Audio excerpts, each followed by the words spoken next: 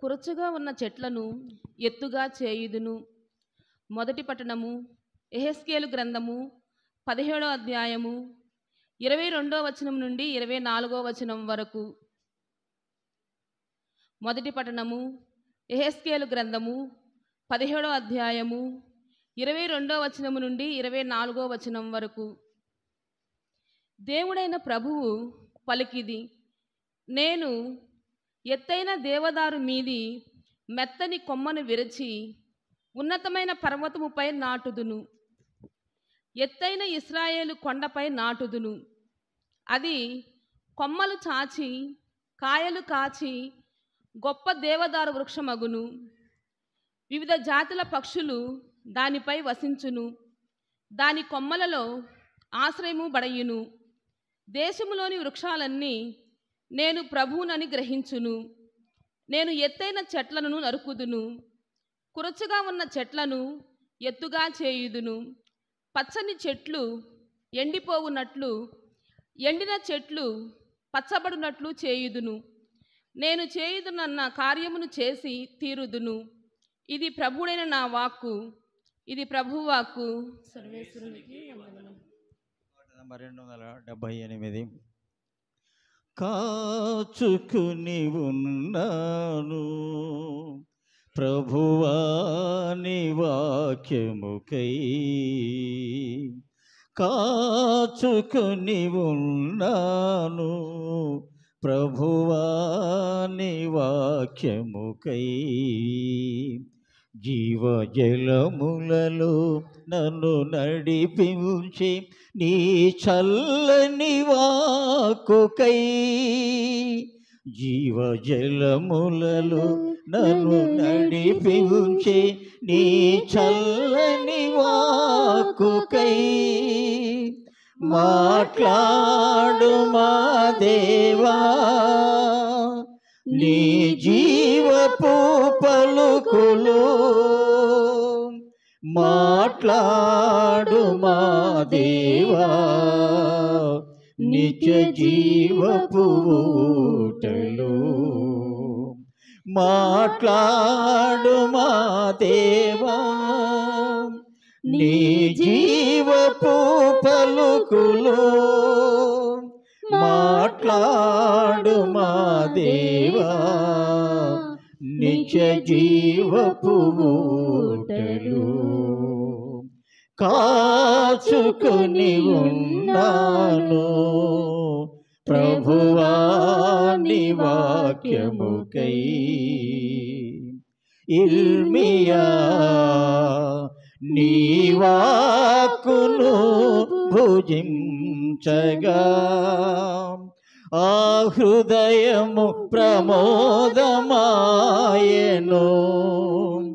ఇర్మియా నీ వాక్కును భుజించగా ఆ హృదయము ప్రమోదమాయెను. నీ వాక్కును నేను ఆలించగా నాలోని పాపము పోయగా, నీ వాక్కును నేను ఆలించగా నాలోని పాపము పోయగా. మాట్లాడు మా దేవా నీ జీవపు పలుకులు, మాట్లాడు మా దేవా నిత్య జీవపు ఊటలు. కాచుకుని ఉన్నాను ప్రభువా నీ వాక్యముకై. ప్రభువు మీతో ఉండునుగాక, నీ ఆత్మతోనూ ఉండునుగాక. పునీత మార్కు రాసిన సువార్తలోని భాగము. ప్రభువా మీకు మహిమ కలుగునుగాక. పునీత మార్కు రాసిన సువార్త 4వ అధ్యాయము 26 నుండి 34వ వచనం వరకు. యేసు జనసమూహముతో ఇట్లా నేను దేవుని రాజ్యము ఇట్లున్నది. విత్తువాడొకడు తన పొలములో విత్తనములను వెదజల్లి రాత్రింబవళ్ళు నిద్రపోవచ్చు. మేల్కొనుచుండగా వానికి తెలియకే విత్తనములు మొలకెత్తి పెరిగి పెద్దవగుచుండెను. భూమి నుండి మొదట మొలకలు, వెన్ను, అటు పిమ్మట కంకులు పుట్టును. పంట పండినప్పుడు కోతకాలం వచ్చినదని సేద్యగాడు వెంటనే కొడవలితో కోయనారంభించును. యేసు మరలా ఇట్లనెను, దేవుని రాజ్యమును దేనితో పోల్చదగును? ఏ ఉపమానముతో దాన్ని వర్ణింపవచ్చును? అది ఒక ఆవగింజను పోలి ఉన్నది. అది భూమిలో నాటబడినప్పుడు అన్ని విత్తనముల కంటే చిన్నదైనను పెరిగి పెద్దదైనప్పుడు మొక్కలన్నింటికంటే పెద్దదై కొమ్మలతో రెమ్మలతో ఉప్పుచుండును. ఆకాశ పక్షులు దాని కొమ్మలలో గూళ్ళు కట్టుకొని నివసించును. ప్రజలు గ్రహింపగలిగినంత వరకు అనేక ఉపమానముల ద్వారా యేసు వారికిట్లు బోధించెను. ఉపమానములు లేకుండా ఆయన ఏమీయూ బోధింపలేదు. కానీ ఏకాంతముగా ఉన్నప్పుడు ఈ ఉపమానముల అర్థమును ఆయన తన శిష్యులకు సుస్పష్టముగా తెలిపెను. ఇది క్రీస్తు సువిశేషము. క్రీస్తువా మీకు స్తుతి కలుగును గాక.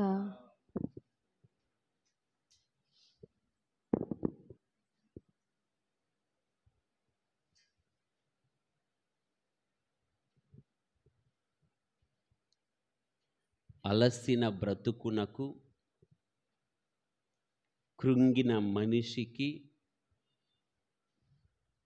నలిగిన శరీరానికి, విరిగిన మనస్సుకు ఊరటనిచ్చే ఉపమానము ఈ ఉపమానం. న్యూనతా భావం అంటారు, ఇన్ఫీరియారిటీ కాంప్లెక్స్. లో కాన్ఫిడెన్స్, నో కాన్ఫిడెన్స్. ఇటువంటి స్థితిలో ఉన్న వారికి జీవమునిచ్చే వాక్యం ఉపమానం. ఈ ఉపమానం నేను సాధించలేకపోతున్నానే, నా శక్తి సామర్థ్యములు అంతగా లేవు, నేను చిన్నవాడును అని ఎవరైతే భావిస్తూ ఉన్నారో, నేను ఎదిగేది ఎలా, వృద్ధి చెందేది ఎలా, అభివృద్ధి పదంలో నడిచేది ఎలా అని ఆలోచన చేసే మనస్సులకు ఆపన్న హస్తము లాంటిది ఈనాటి ఉపమానం. Praise the lord, praise the lord, praise the lord, praise the lord, praise the lord. ప్రియమైన సహోదరి సహోదరులారా, ఒక వ్యక్తితో, ఒక పనిలో, ఒక సందర్భములో దేవుడు గనక ఉంటే, దేవుని ఆశీర్వాదం ఉంటే, దేవుడు తలచుకుంటే ఎంతగా వృద్ధి చెందగలవో ఉపమానము ద్వారా దేవుడు తెలియచేస్తూ ఉన్నాడు. ఎవరైనా ఊహించగలరా? నైలు నదిలో దాచబడిన వ్యక్తి, దాచపెట్టబడిన వ్యక్తి ఎర్ర సముద్రాన్ని దాటించగలడని? ఏ వ్యక్తి అయినా ఊహించగలరా అడవిలో ఉన్నవాడు అంతఃపురంలోకి వస్తాడు అని? ఏ వ్యక్తి అయినా ఊహించగలరా ఊడిగం చేయటానికి వెళ్ళిన వ్యక్తి ఆయన మాట్లాడుతుంటే ప్రజలందరూ కూడా ఊ కొడతారని? ఇది దేవుని కార్యం. చెప్తున్నాను కదా, దేవుడు తలచుకుంటే, దేవుడు ఒక వ్యక్తితో ఉంటే, ఒక వ్యక్తికి దేవుని యొక్క ఆశీర్వాదం ఉంటే దేవుడు ఎంతగా వృద్ధి చెందిస్తాడో, ఎంతగా ఉన్నతమైన స్థానానికి తీసుకుని వెళ్తాడో ఉపమానం ద్వారా, వ్యక్తుల ద్వారా దేవుడు తెలియచేస్తూ ఉన్నాడు. ప్రియమైన సహోదరి సహోదరులారా, మోషే గారి జీవితం ఎలాంటిది? బానిస బ్రతుకుల్లో పుట్టిన వ్యక్తి. తన జాతి వాడని చెప్పుకుంటే ప్రాణాలు పోయే స్థితి అది. దాచబడిన వ్యక్తి. వాళ్ళ అమ్మ ఏం చేసింది?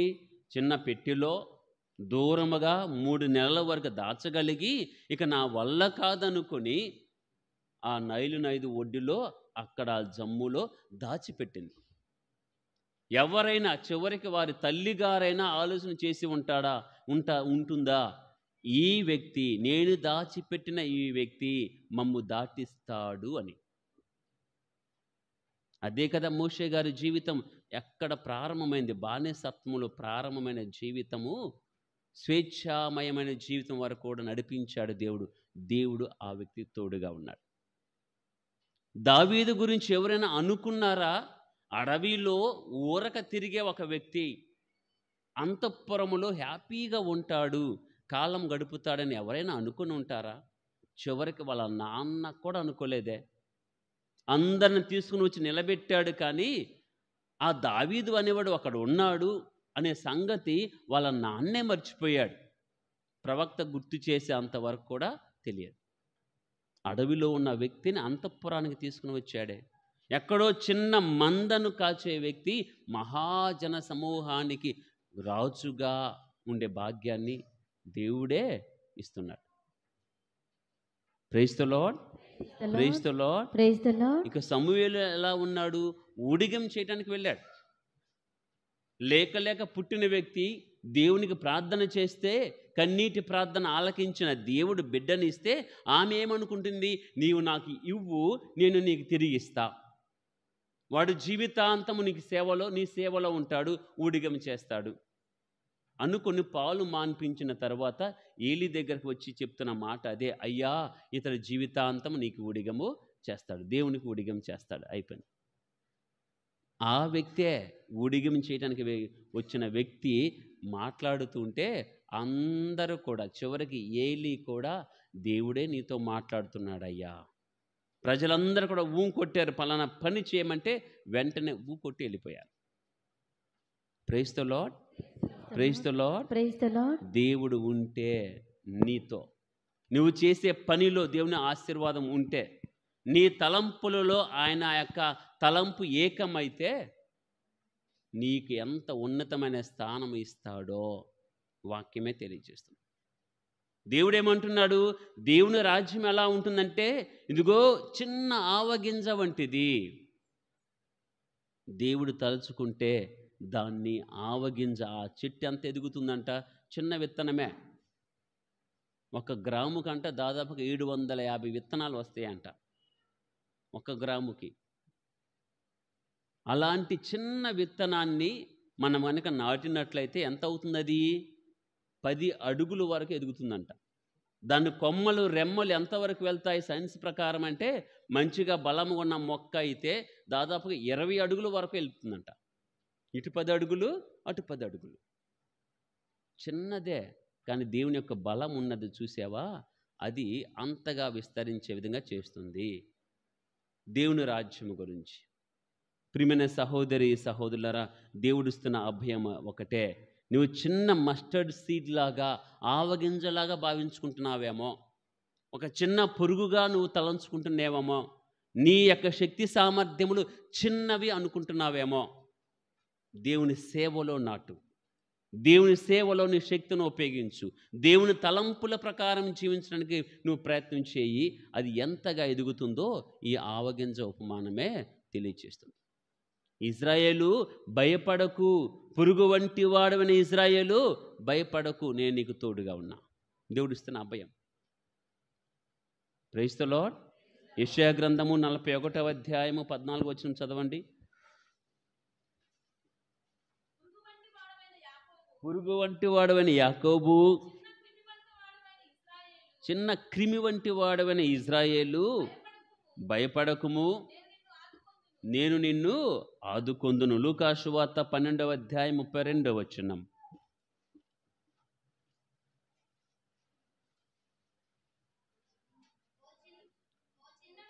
ఓ చిన్న మంద భయపడవలదు. దేవుడిస్తున్నటువంటి అభయము.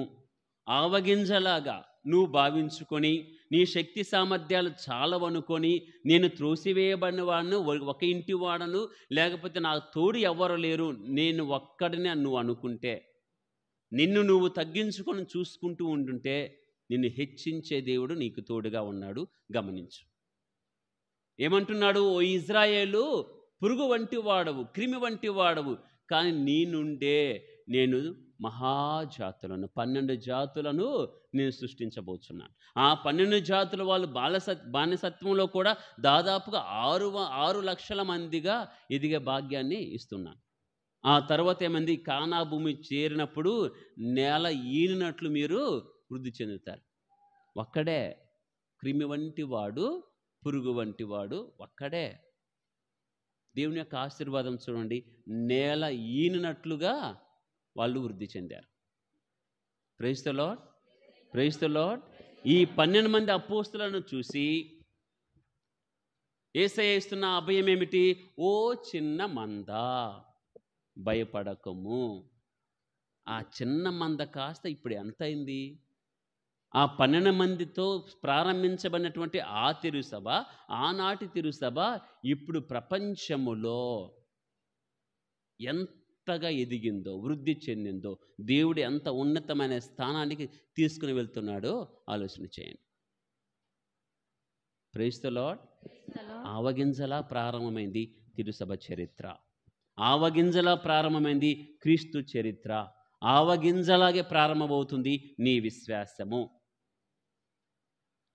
క్రీస్తు చరిత్రము ఇప్పటి వరకు కూడా ఎలా కొనియాడబడుతుందో, ఖండాంతరాలకు కూడా వ్యాపించినదో, తిరుసభ ఏ విధంగా అయితే చిన్న మందగా ప్రారంభమయ్యి నేడు ఖండాంతరాలుగా ఎలా వృద్ధి చెందినదో, నీ విశ్వాసం కూడా వృద్ధి చెందాలి.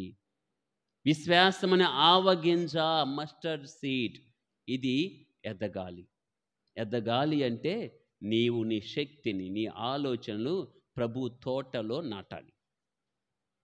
Praise the lord, praise the lord. Praise the lord. ఒక్కసారి ప్రశ్నించుకుంటే, ఒక్కసారి ఆలోచన చేస్తే, మన విశ్వాసములో మనం ఎదుగుచున్నామా లేకపోతే అలాగే ఉన్నామా? ఆవగింజ భూమిలో పడి అది ఎదుగుతుంది అంట, దాని మీద ఆకాశ పక్షులు వచ్చేసి గూళ్ళు కట్టుకుంటాయి. మన విశ్వాసముతో ఎవరైనా బలపడగలిగి మన దగ్గరకు వచ్చి హ్యాపీగా జీవించగలుగుతున్నారా? ఈమెతో ఉంటే, ఈమె చెంత ఉంటే, ఈయన దగ్గర ఉంటే నా విశ్వాసం బలపడుతుందండి, నాకు బైబిల్ జ్ఞానము దొరుకుతుందండి, అక్కడికి వెళ్తే ప్రశాంతత ఉంటుంది అని మన గురించి ఎవరైనా భావిస్తే మనం విశ్వాసమైన వృక్షముతో మొక్కలాగా ఎదిగినట్లే. Praise the lord, praise the lord, praise the Lord. ప్రియమైన సహోదరి సహోదరులారా, చిన్న మందగా ఉన్న వారిని ఆశీర్వదించి మహా తిరుసభగా దేవుడు మార్చాడు. అలాగే మన విశ్వాసాన్ని అంచెలంచెలుగా పెంచమని, వృద్ధి చేయమని, అలాంటి మార్గాన్ని చూపించమని దేవుని వేడుకుందాం.